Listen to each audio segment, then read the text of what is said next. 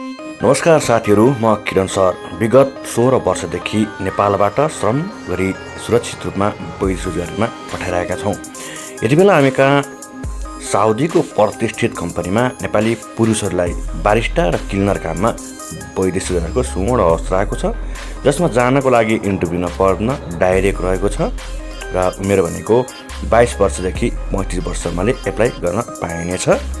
र तपाईँ क्लिनर अथवा बारिस्टा काम जान्नु भएको छ अथवा गर्नु भएको छ भने तपाईँको लागि यो अपर्च्युनिटी बेस्ट रहेको छ र भिजा तपाईँको 10 देखि 12 दिनमा आउनेछ र तपाईँ 20 देखि 25 दिनमा आउनुहुनेछ।